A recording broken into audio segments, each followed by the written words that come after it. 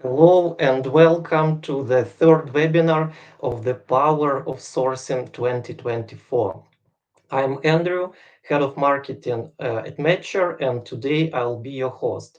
I'm thrilled to introduce our today's guest, our today's speaker, Sandra Feldmann. By the way, I already had a look at her presentation and it looks awesome, and something really incredible is waiting us today. So, Sandra, welcome on stage.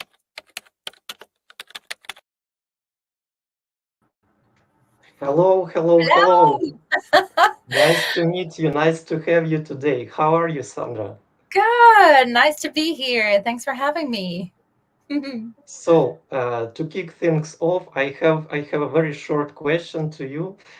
What are corporate influencers? Are they like Instagram influencers who's trying to sell you something or what? Well, yeah. Oh my God, that term is so misleading, isn't it? You think of influencers and you instantly think like, oh, do I get a discount code for this? And you think of Gen Z, TikTok influencers, being super trendy, young, fresh, whatever. But corporate influencers, I think even the term is misleading. So you would probably rather talk about brand ambassadors, talking about your EVP and stuff. But I don't want to spoil it too much, but I will talk about what a corporate influencer is and what not, because there are so many definitions and also misleading concepts out there, and people think they have to be this or they have to be that, and usually they also think it's maybe the longer arm or body part of marketing, and spoiler, it's not. So we will dive deeper in this presentation, what this is, what it is not, but also how talent sourcers can cooperate with corporate influencers, because usually talent sources are reliant on marketing content or content from the marketing team, and they are then again focused a lot on product, and they're like, oh yeah, employer branding, especially if you don't have a own section for this, it's going to be a tough thing to create content that genuine and authentic content that you can send out to candidates in your campaigns or outreach campaigns. So yeah, this is where this whole presentation is going, this direction, and I'm happy to share more in a second. That's great. That's great. And as a marketer, I'm really as a marketer working in a recruitment agency, I'm really anticipating your presentation. So, but before we start, I have a very short announcement. I'd like to extend huge shout outs to Deal for making this webinar series possible. And we have a very short, very brief video. I'd like to run it before we start. Work's gone global, but until now, no HR platform has been able to handle everything for everyone. Some teams have to use up to 16 different tools to make things work. Deal's the future of global HR, and it's the only platform that works for your team wherever they are, whatever their status. Easily handle international hiring, payroll, and HR with one powerful platform. Hire contractors and employees worldwide, even if you don't own an entity. Once you find a candidate, onboard them with a localized contract and a visa if needed. We even provide powerful salary insights so you can be sure your offer's competitive, and we'll automatically collect any necessary compliance documents. Get your team set up fast with built-in background checks, equipment, WeWork passes, and effortless app access. Then manage the entire worker lifecycle through one central HR platform designed with global teams in mind. Plus, handle time off, promotions, and bonuses all in a few clicks. Deal integrates with any tool to help keep your data and workflows synced. You'll get a first-of-its-kind worldview of your entire team's headcount, payroll, and productivity in one place. On payday, consolidate payroll for contractors, international, and local employees. We'll take care of the contractor invoicing, plus employee taxes, benefits, pay slips, and more. Deal has everything you need to run a global team efficiently, And it's the only platform built for everyone and everything, everywhere. Learn how Deal can simplify your global team needs at deal.com. All right, Sandra. I'm done with my intro. Now I can go and grab some tea, and the floor is yours. Enjoy the tea.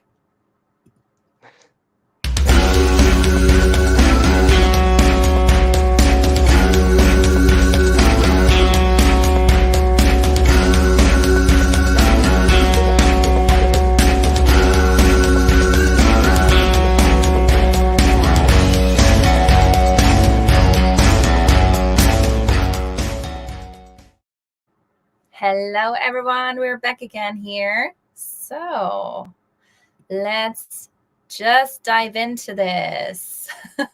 Corporate influencer meets talent sourcer. So this is the session we're talking about today. But before we start, I'm having a little intro here. I don't want to bore you too much, but just a quick few words about me. What I do. And I just founded my own business. It's called It's a Talent Business. So I'm providing workshops and trainings and talent attraction to companies. And also I'm doing freelance talent sourcing, recruiting, and consultancy for companies who need somewhat talent attraction experience. And as you can see, I've done quite a few things on the side as well. Being a keynote speaker, I published my own book. It's called Talent Titans, and you can buy this on Amazon. Just been named top voice on LinkedIn. And you can also listen to me on several podcasts. Now we dived in. Why are we talking about this topic today? It's because I believe that we are facing massive changes in talent sourcing.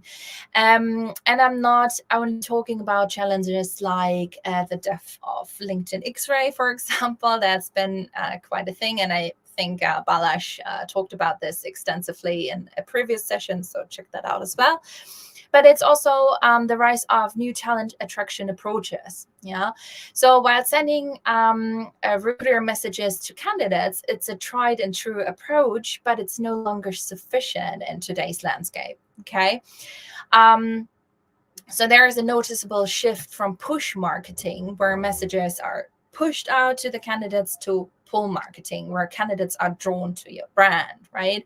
So organizations that implement robust employee advocacy initiatives, and that's the bigger term for corporate influencers, they experience a 26% improvement in retaining their workforce. Okay, so on average, the networks of employees extend tenfold compared to the reach of official company profiles, achieving an engagement rate 6 times higher on their shared content. So moreover, content disseminates by employees is regarded as more genuine and is 7 times more effective. Like imagine 7 times in eliciting favorable responses than content just distributed by the company itself or like marketing.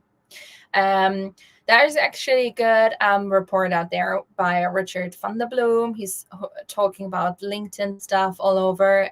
So this is where I got my numbers from. So they're very recent from 2024. And this is really striking here. Right. So as you can see, if you're moving to different spheres here, whereas talent sourcing is 3.0, I see corporate influencers and brand ambassadorship being recruiting 4.0.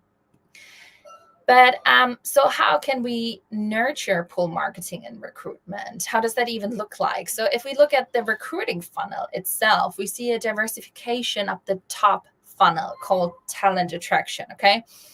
So the answer lies in considering the role of corporate influencers. So for example, both are part of talent attraction, but whereas talent sourcers and employer brand specialists are specifically assigned to create a candidate pipeline, corporate influencers are not. But yeah, then you think like, but how are they then part of the talent attraction funnel? Now, what have talent sourcers and corporate influencers in common? And as I said, both are from the same family. They're both part of the top funnel of talent recruiting. But there is a but, because whereas talent sources are specifically assigned to it, CRs are not. So talking about this, it's both are spreading the word and talking to people. I think this is the commonness they have.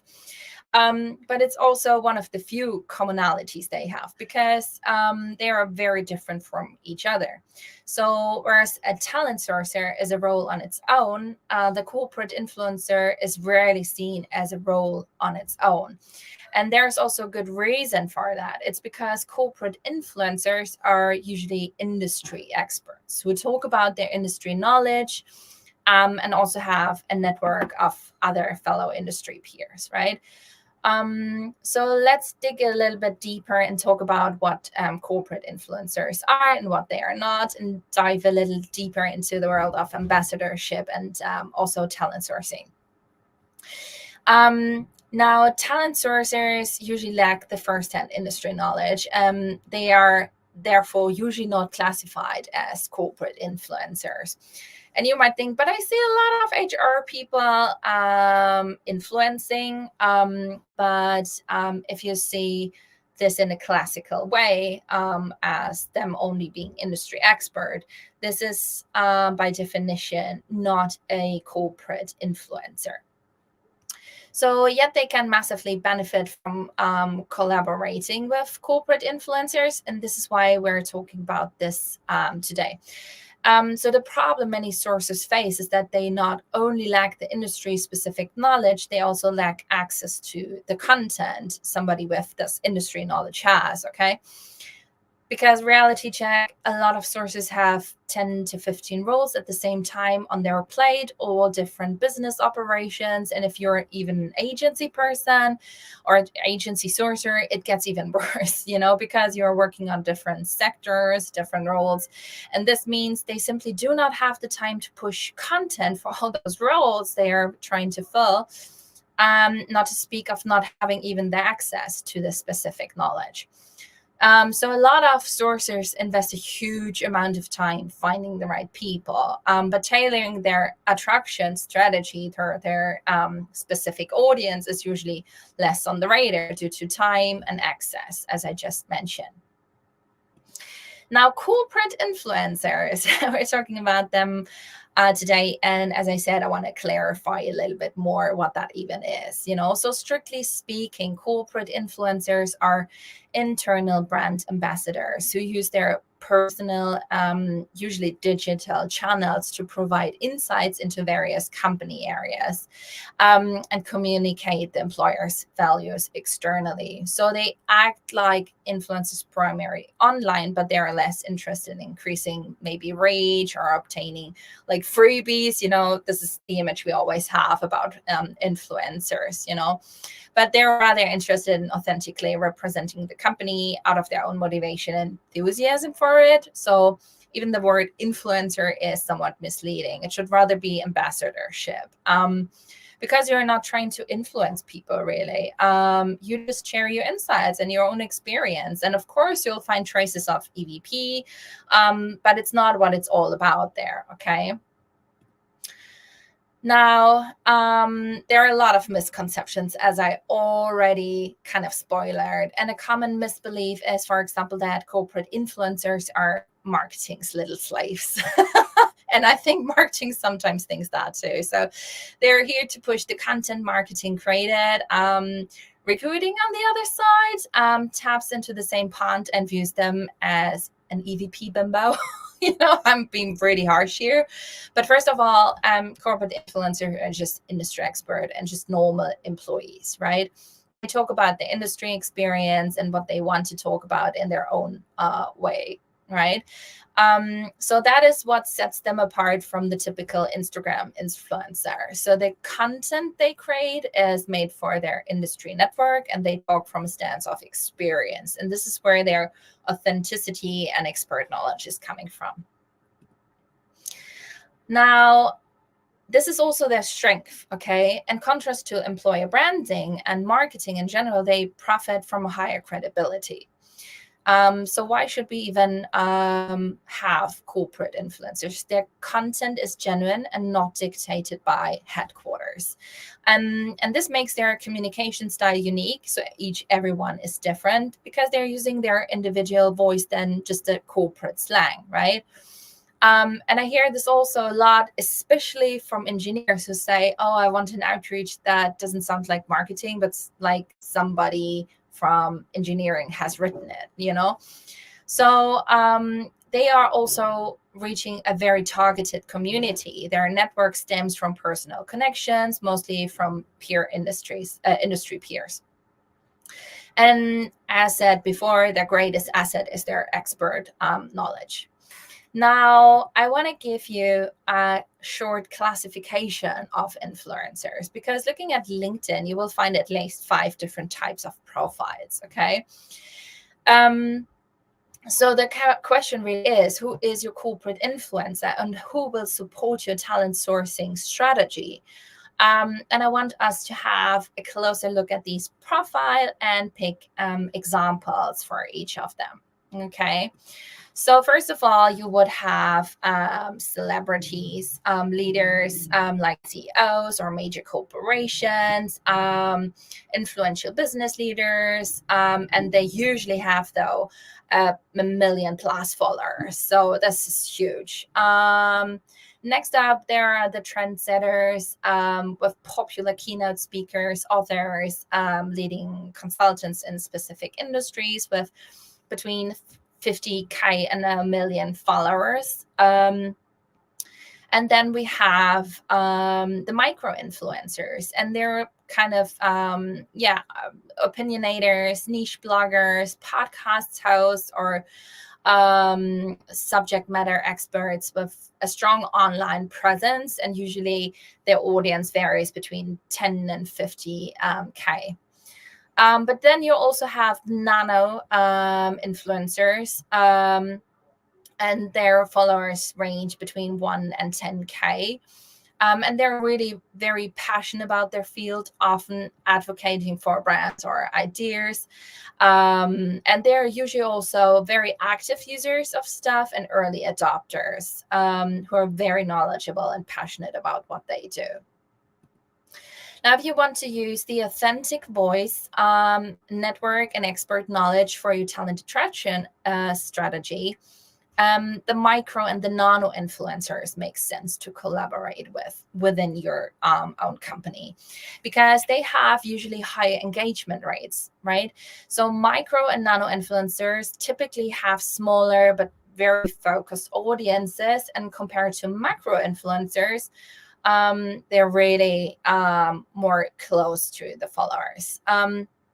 Their followers are often more engaged and likely to interact with the content they post. And this high level of engagement is valuable for companies wanting to foster a stronger connection with potential talent pools and ensure their messages are actually seen and heard. And there's also a very high rate of authenticity and trust. So these influencers are perceived as more authentic and relatable. I think this is the important word here, relatable, by the followers, because, you know, they're not too huge, and they're still probably working operational, you know, and doing the same day-to-day stuff as everyone else does, right? They also tend to share personal experience and general recommendations more often, which can build trust more effectively than traditional advertising, of course. And it's all perceived as a little bit more genuine than, you know, celebrity profiles, I would call it. I mean, just think about yourself, how relatable as a CEO, right? I mean, not to my daily work, honestly. So And then there's also, the niche expertise. So micro and nano influencers often specialize in specific niches or industries, which makes them an expert in their respective fields. So their content is usually highly relevant to their audience, who value their insights and recommendations, and talent sources can leverage this expertise to target specific communities or interest groups more effectively, because if you have a huge crowd, there's going to be a lot of different, kind of spray and pay audience people in it.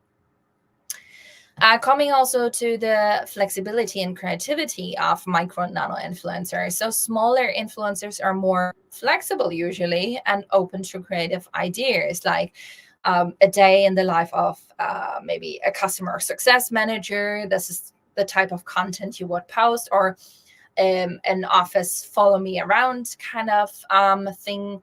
And they're likely to put more effort into creating unique, engaging content that resonates with their audience, which can be beneficial for companies looking for really innovative ways to communicate with their brand message.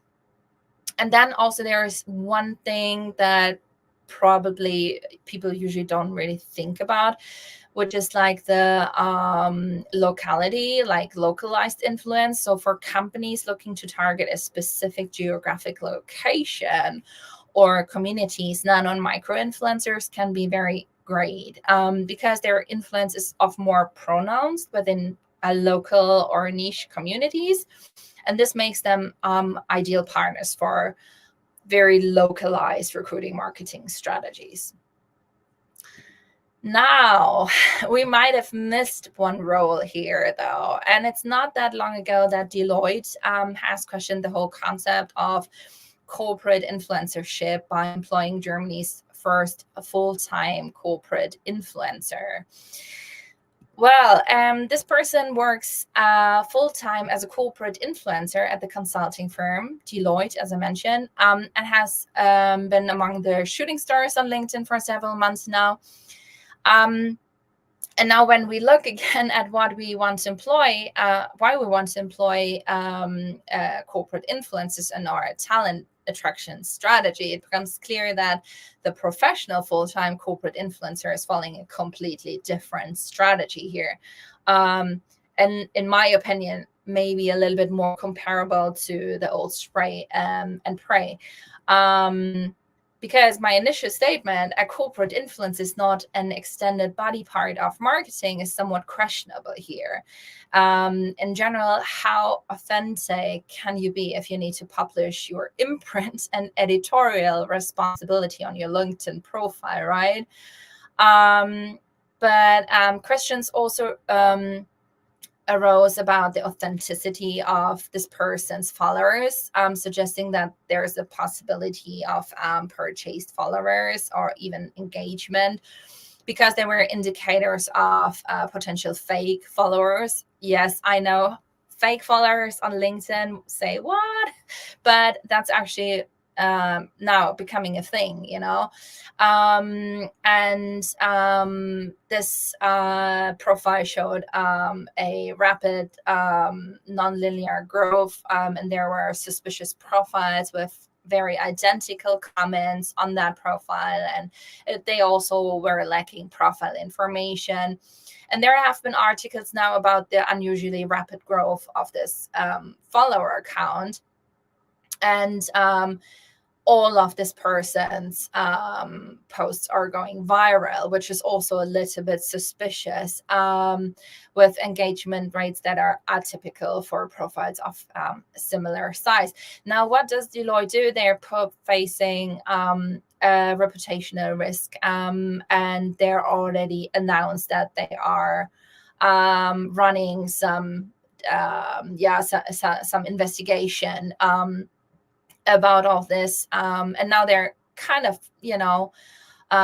having to face the challenge that they are a little bit fake, so that could also be not very helpful for your whole strategy. Now, ultimately, who you choose for your corporate influencer program is totally up to you. Even employing a corporate influencer professional might be in your talent strategy. It depends a lot on what goals you pursue and what strategy you want to follow. But in general, it all comes down to two important factors, and that's audience reach and engagement reach. So, as I said, having a professional corporate influencer is maybe a little bit more like a spray and pray approach, whereas a nano or micro influencer is a more targeted approach to reaching potential talent pools here.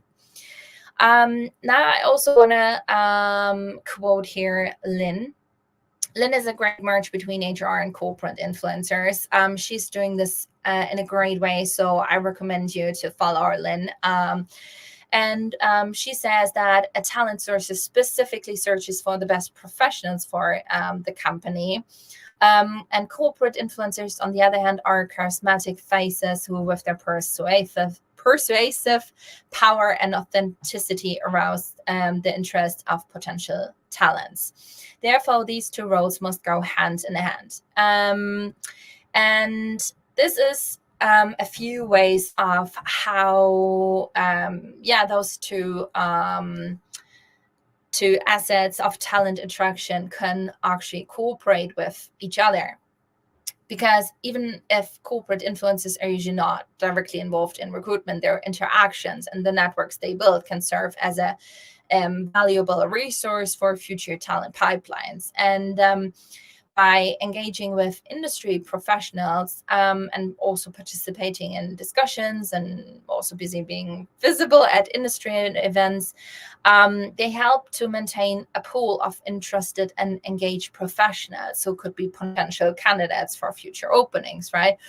And in relation to talent sourcing, there are a few strategies that we can explore now, and I'll showcase a few of the best practice examples.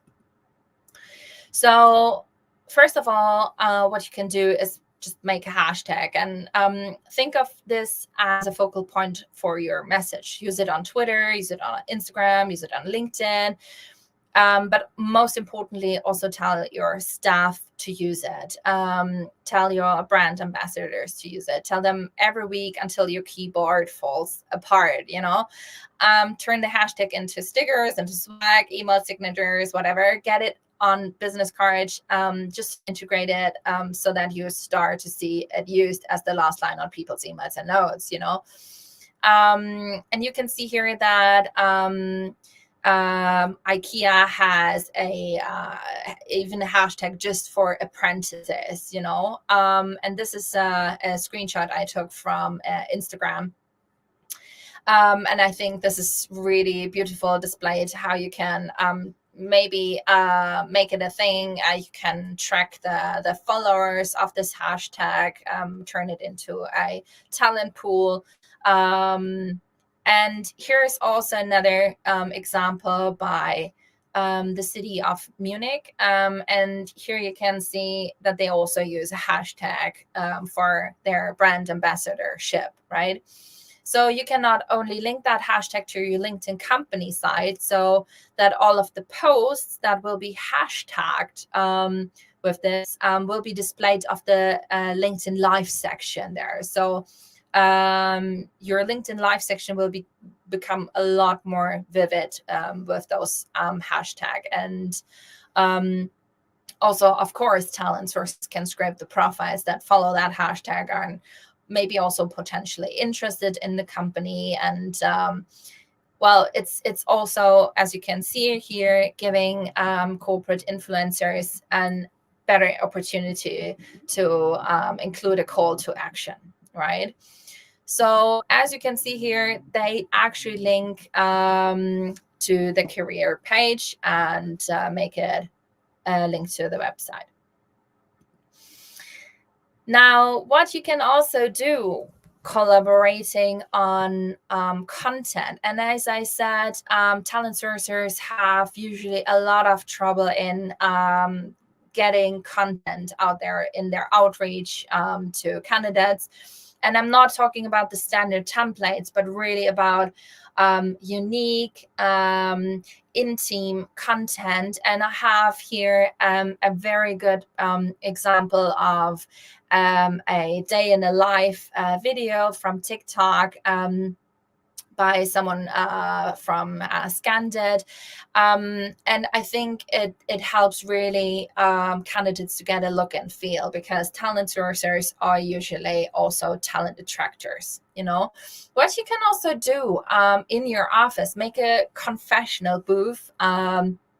So you can use your phone, a quiet spot with decent lighting, or maybe a tripod you're found, and ask everyone who comes by to answer one question on video. And then you stitch it together on maybe a free software or video software.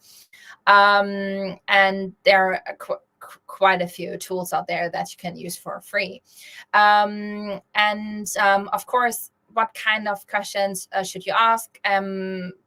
How about, what does your mom think you do all day at work? Those are really fun videos people really want to watch.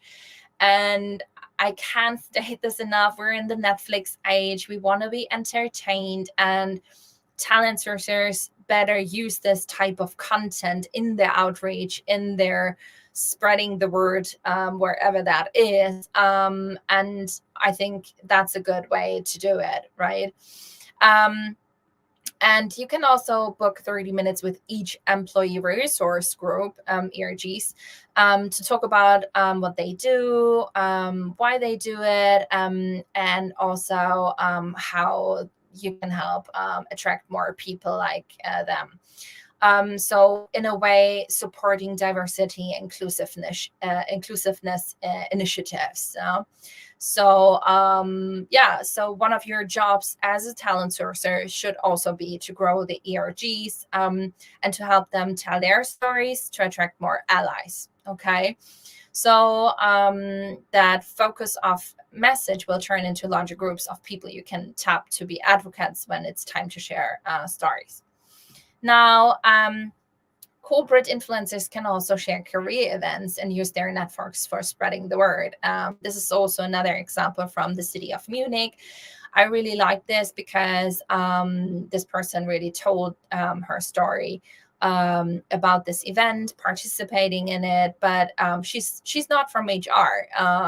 She's actually a landscaper, talking about how she's building playgrounds the whole day, and I think this is really beautiful. This is also another really great example of a corporate influencer talking about their daily business. And this specific corporate influencer is talking about the mining industry and creating really beautiful insights into what it is like to work in this company and industry, and kind of very nerdy industry specific content and insights, like what did I learn at this industry event and such, and you will get a better look and feel what they do.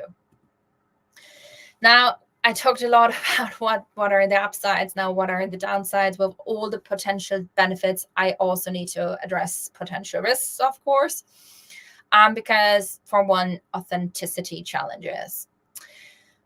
One of the principal hurdles in leveraging corporate influencers is maintaining genuine authenticity in their communications. I stressed that a lot in the talks before. When influencers' messages appear too contrived or overly scripted, that also is a risk to damaging the brand's reputation instead of enhancing it. Because phrases like "we always have to show our best side," is very marketing-ish, and also the directives to repost everything the company posts, that can lead also to content that feels inauthentic to the audience, right? And this is also not the purpose of a corporate influencer reposting everything. So authenticity is crucial, and without it, the connection between influencers and their followers can really weaken, and just diminishing the trust in the brand they represent. Now, inadequate training and support is another risk. So another significant challenge is ensuring that corporate influencers have the necessary training and resources to share the brand's messages effectively.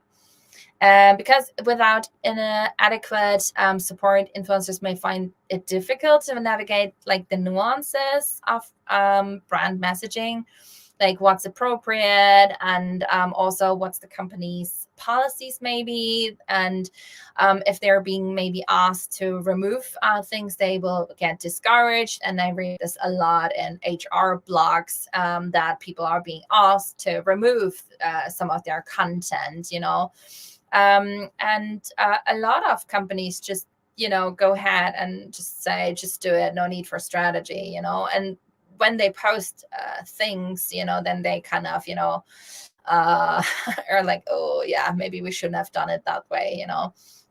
So there's quite some strategic planning to it, but also it gives the corporate influencers, your brand ambassadors, a sense of security, and they can really communicate more confidently, and then there's also the failure to define clear objectives, right? So the absence of well-defined goals for the influencer program complicates also the measurement of its success. And if there's not a success, people will ask, like, why should someone dedicate their work time to this, and question if it's even worth doing this. This is usually the death of any corporate influencer program. So also without specific objectives and metrics in place, it's challenging to identify areas for improvement or to fully understand the effectiveness of the program, right? So there are even more things to consider, like inconsistent messaging.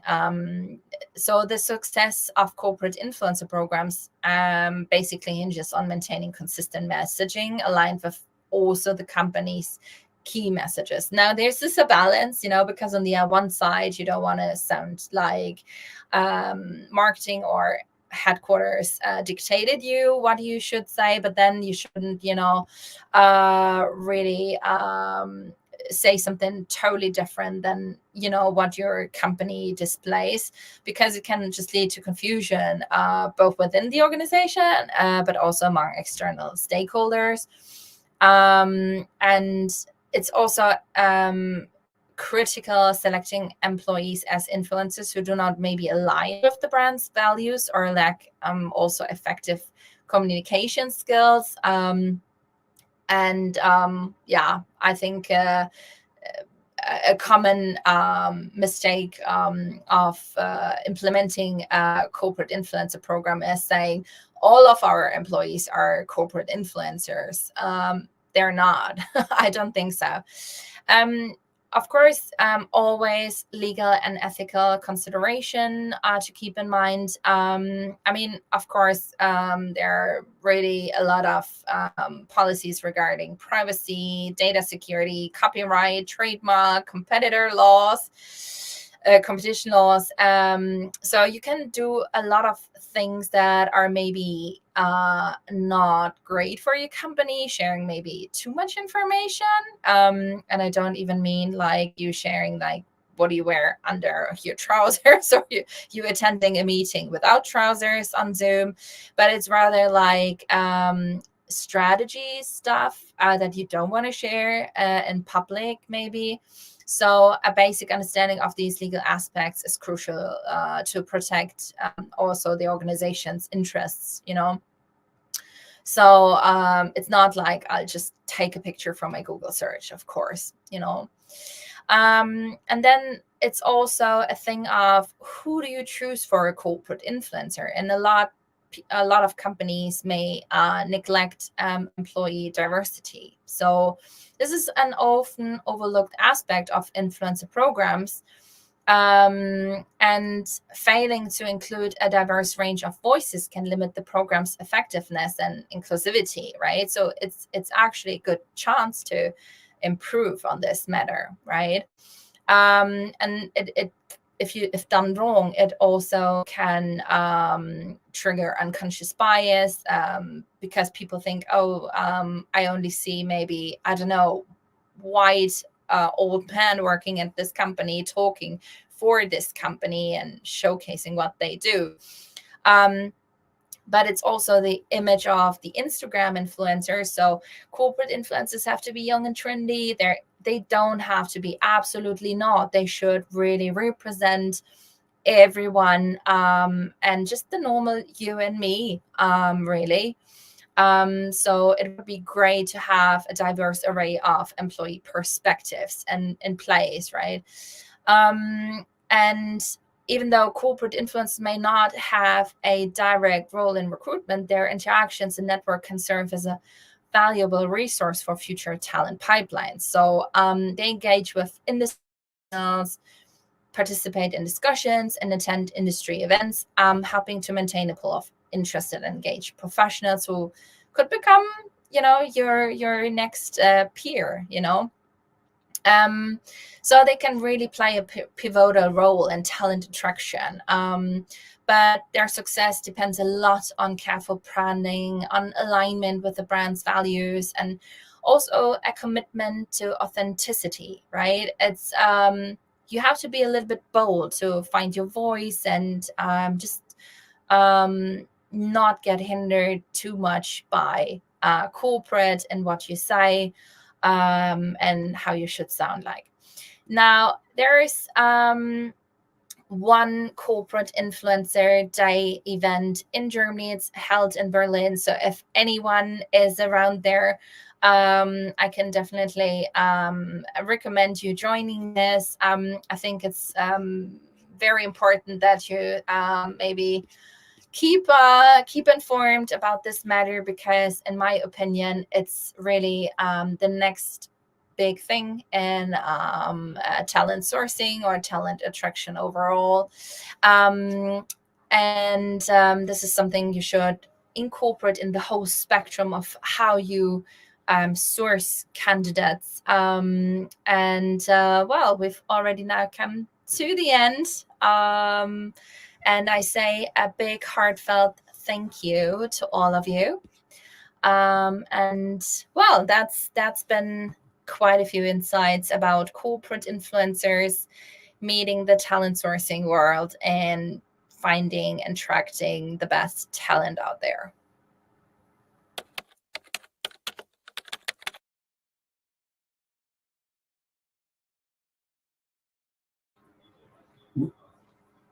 Thank you, Sandra, for such an exciting session.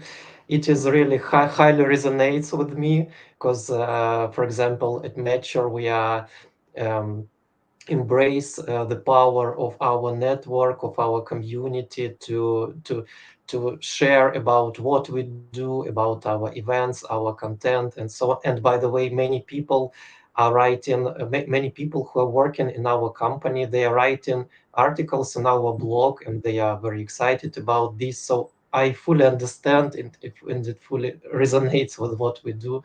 This is really great power for all the companies to have corporate influencers and to utilize this the power of this network. Thank you very much.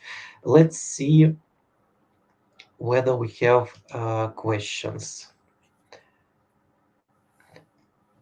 I think we have question from Paul, who is working as direct sourcing plus talent attraction.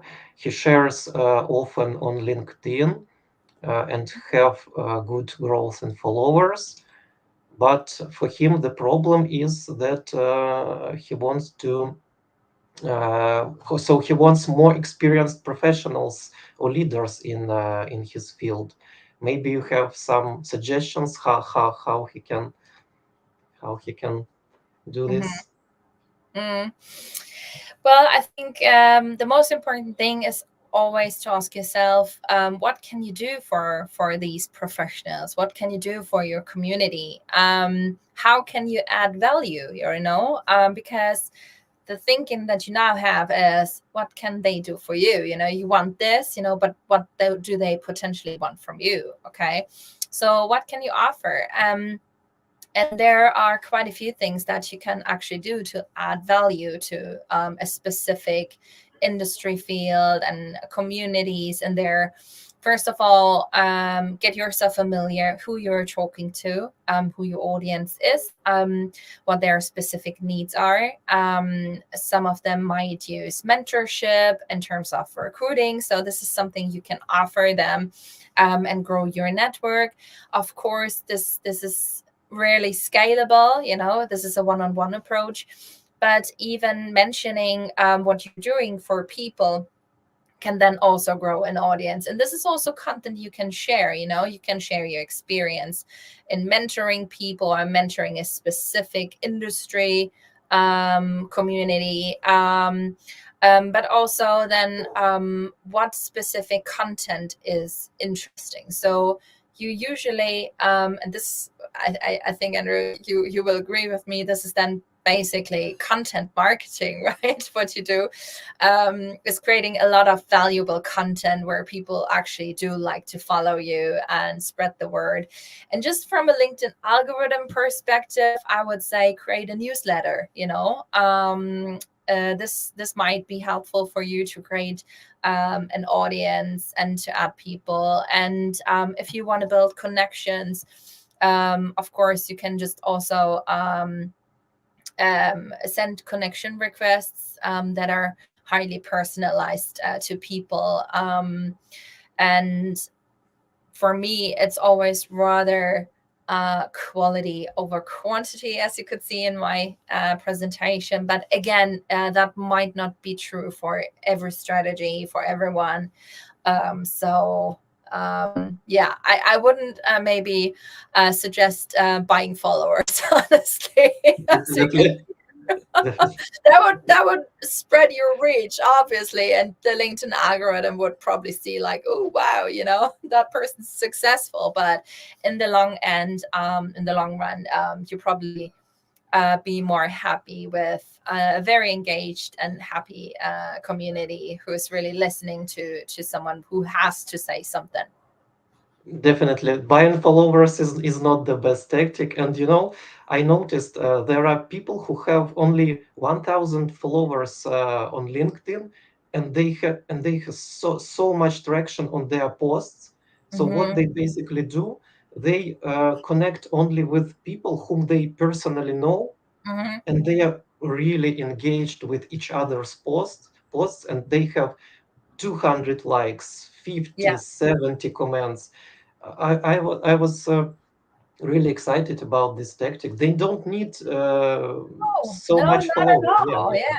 This is why it's I recommend following Lynn Kreta, because she's doing this super beautifully. And she just founded her own business, creating an HR community. And this is her whole business, creating an HR love brand. That's what she calls it. And just by following her, you're like, wow, she gets so many likes and comments and interactions because she's all over the place with, interacting with people and helping people, and that's very genuine interaction and content, and people can really feel that it's not just for the likes and the posts, and I can see LinkedIn turning a little bit of the little sister of Instagram here, because people talk a lot now in the Instagram slang, like, and celebrating maybe 1 or 2,000 followers, be like, okay, wow, where has LinkedIn gone to? But it's not what matters. In the end, people will always remember you if you sort of, added something to their life and not just, post. yeah, and about celebrating. Sometimes they are even baking cakes. Exactly. Yeah, sometimes it happens. So another question from Kostin Adrian. While building corporate influencers programs, do you also promise financial rewards? Interesting question. I have heard about companies linking it rather to some non-financial bonus systems. I actually like this self-motivated thing. I think I think this is not even the right question to pose here. Not to say anything wrong here, but a corporate influencer should always be very intrinsically motivated, because then they will be very excited about their own job, about what they do. They want to share it. It's rather to remove the obstacles, that they usually face. For example, marketing, be like, oh, could you also, just repost everything that we do, or could you do this or that, or people telling them, yeah, it's nice what you do, but it's not your work time. Please focus just on your work, and that doesn't help either. So for me, what I do see is rather remove the obstacles. That's all people usually need, to stay engaged. But to incentivize it, I mean, yes, of course, you could do this. It's never wrong to get an extra cherry on top, but I think those people are really, really passionate about what they do, and they are also very happy to share what they do usually, and it should still feel natural, and not like forced. This is where the authenticity and the fun comes from. So I wouldn't maybe necessarily advise it, but it's also nothing I would just say don't definitely ever do this. I think the right question would be rather here, what does a corporate influencer or potential corporate influencer stop from posting? Thank you. I have a question from myself. I noticed that some companies, they have very active presence in terms of influencers on LinkedIn and other social media networks. So I was thinking, why it happens so that some companies are more active and other companies are not active at all? It's more about company culture, or they have some policies when hiring people who are more influential, let's say. What do you think about this?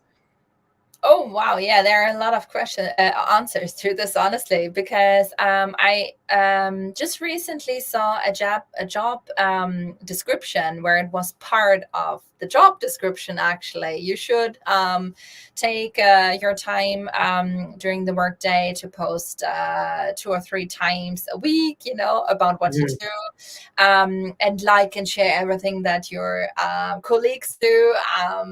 Well, I mean, that's the way how you can do this. But I think there is a very interesting aspect that you just mentioned, and that's the culture of a company. And I think in general, if you have a very supportive, inclusive company culture where people like to support each other, in those companies, I can see it a lot, that people just share their posts on Slack, and be like, hey, do you mind, giving me like, and people are like, you go, that's really great, and really support each other. But one of the common pitfalls of those programs are like, it just happens naturally, but you have to really make this a thing. So those companies who actually do have a program in place, I think people are more inclined to actually do something on a more regular basis, and be more present, right? So you can definitely see a difference between companies who do have a program versus the ones that do not. I think that's a big part of what makes the difference. Yeah. But of Right. course, if you're proud of your company and like to work there and you want to share this, that's a plus. Of course, I would share a lot more if I totally identify with what I do, if I'm very proud of this, I want to spread the word, so of course it helps to have a very good company culture and a great fit with identification of what I do. Definitely. And from my experience, when I joined Matcher, I had only 12 or 13 followers on LinkedIn. I didn't even use it at all. And now I'm writing articles. I'm writing because I'm in this kind of environment. Mm-hmm. Right No, people that's influencing me, amazing. and yeah, and I'm sharing. So yeah, this is matter of culture as well. Yeah, and it really works. That's awesome. Good you. Thank you, Sandra, for joining us today. Very insightful session. I believe I will see you during our next webinars. And by the way, Sandra is actually collaborating with us on content that we create. For example, she shared her insights on recruitment trends 2024. I will share the link in the follow-up email, and you can see this report. A lot of insights from Sandra and other 30 talent leaders. Thank you, Sandra. So You. have a good evening. Bye bye. Bye.